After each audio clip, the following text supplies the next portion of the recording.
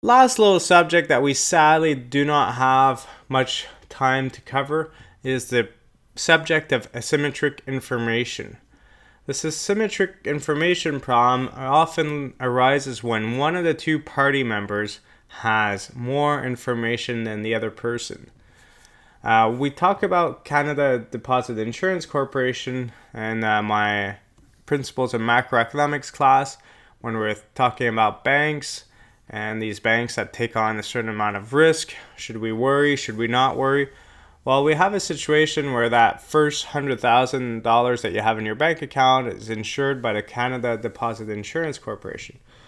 What that means is that these banks can take on a bit more risk because they're aware that people will not be looking over their shoulder too much, which is a bad thing. So we're implementing a policy to help things out, but at the same time, sometimes it leads to this detrimental situation that they take on more risk. What's another situation that we may have that one person knows exactly how much risk they're taking or what's the actual value of something, as when we deal with used cars. When we're shopping for a used car, we have a situation where the seller often owns a garage, has very good mechanics working for them, and is in a situation, or even if it's a private individual, this person is aware of some of the problems that may happen with the car. This individual may know that right now the check engine light is not on, but it's gonna get back on really quickly. They just flushed it out of the system. This person may know that there's something very important to change in the brake line or something else. So there's this situation that the seller, whether he has access to mechanics or not, normally always has a lot more information than the buyer. So the buyer is always wondering, when I'm buying this car, is it a good car? Am I paying premium pricing because it's got nothing to change on it, that's super clean?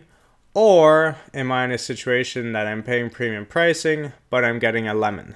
This person has sold me a car that the frame is crooked, that it's not safe, and so on and so forth.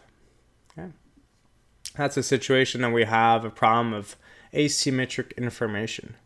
Student and small business loans is also similar in the sense that the bank, sadly, does not have enough information on, let's say, small businesses to know whether they're creditworthy or whether their business will do well. So they often charge a really high interest rates on these individuals because they're not really aware of the risk involved. The small business may know that this venture is very risky or not.